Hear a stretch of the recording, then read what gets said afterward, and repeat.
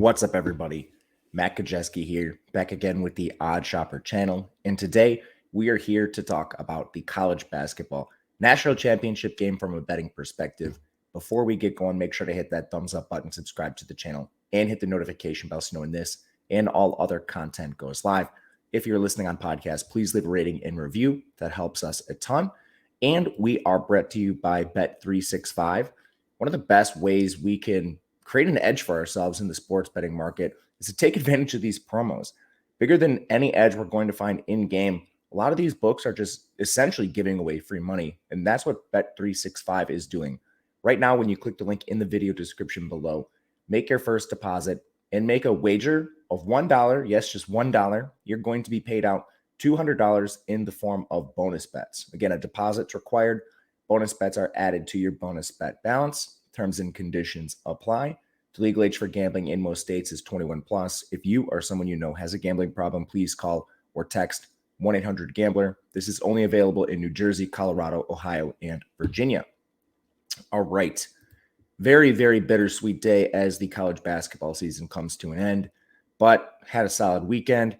Lucky to get the FAU cover, +2, but they got their +1. And then UConn steamrolling Miami. Was a little nervous with the Hawkins news, but we got through it. So let's turn to the national championship game. Of course, it is UConn versus San Diego State. The spread is 7.5 points in favor of the Huskies.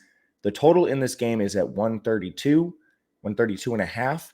And right away, my favorite bet is the under in this spot. Yeah, probably the most boring bet you could take in a national championship game, but let's explain why. We've got a San Diego State offense that ranks 119th in the country in terms of offensive efficiency, and they've got an excellent defense. They're 14th in the country in defensive efficiency. A lot of the rhetoric around this game is how good San Diego State's defense actually is. Well, when you look at just raw efficiency data, UConn actually has a better defense. They're 12th overall compared to San Diego State. Now, UConn does have advantages here, and ones I think they will exploit to their advantage, but it comes down to a fairly slow-paced game with two really solid defensive teams. So I don't think the over is something I want to look at here, but just in terms of, all right, which team holds the advantage? It's got to be UConn. In terms of height, they're 61st in the country. San Diego State is 152nd. But when you really look at the center position here with Adama Sanogo and Donovan Clingan, San Diego State doesn't really have the bodies to match up with those players. Their entire roster is pretty big, but on the upper end, you're dealing with just Nate Mentz at 6'10", Jaden Ledee at 6'9", and then you play a lot of Aguapa Rope and Keyshawn Johnson at the 4. They're both 6'7". So right away, you'll be ceding some height to UConn on the top end, which I think is going to affect a lot of the ancillary numbers like rebounding, where UConn's second in the country. San Diego State is 32nd. So when it comes to this under, I think it's really a function of pace. Some of the advantages that San Diego State does have, I don't think are going to be as impactful in this game. In terms of turnover margin, they lead there. They have a better foul margin, so they actually draw more fouls than they commit. And when you compare that versus UConn, it's a pretty stark advantage. However, if UConn does even get in foul trouble, we're moving from Sanogo to Clingan. UConn plays one of the deepest benches in the country, and even with San Diego State playing a deep bench on the other side, I think UConn can rival them in this aspect of the game. And then when you look at this defense for San Diego State, they actually have a weakness inside. So they're second in three-point defense. That's great.